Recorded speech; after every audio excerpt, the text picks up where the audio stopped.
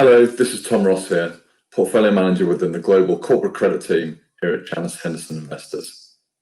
I want to give you a quick update on the high yield market. So what has really driven the recent rally in the high yield market?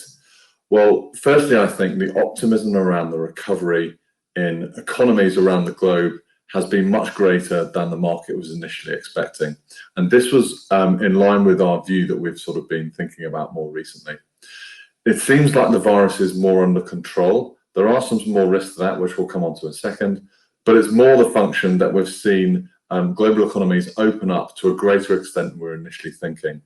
And one of the reasons for this, we believe, is some of the extensive fiscal stimulus that has meant that whilst we've seen a rise in unemployment, the furlough scheme mean that the consumer is nowhere near as badly off as it would do during a normal crisis.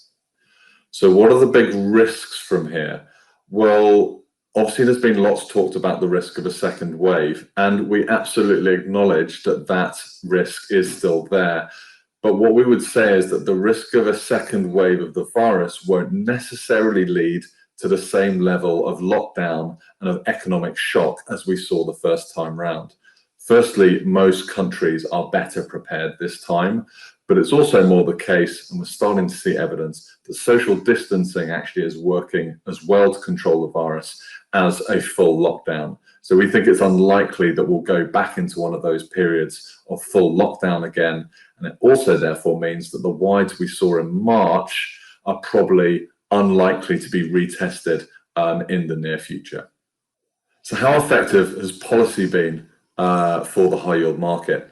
Well, it's been really significant. The central banks have provided such a significant amount of stimulus, almost 2.5 times the Federal Reserve has provided stimulus relative to what it did in the global financial crisis. That's really significant. And they've really greased every single different part of the market to ensure that there's actually no liquidity issues, and it's really helped the market reopen.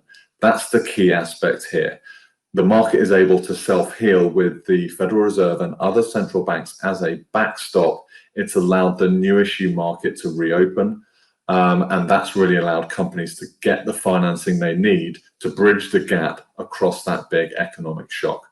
So it's been really significant. And I guess the other thing to add, and another reason why the rally has been so strong recently, is that Europe now really looks sort of strongly together.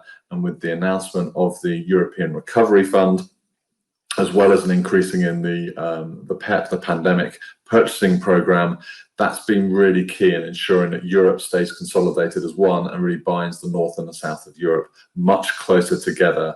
So how attractive are the new issue premiums? Well, sadly, they're not quite as attractive as they were at the start of the new issue cycle. That's typically how it works.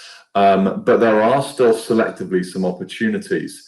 Now, some of those new issue concessions, we say, have got very small. And I guess that in some cases, we've even seen deals priced tighter than the secondary market, which in fact just gives an indication that the secondary market is a little bit too wide and really highlights the grab for yield.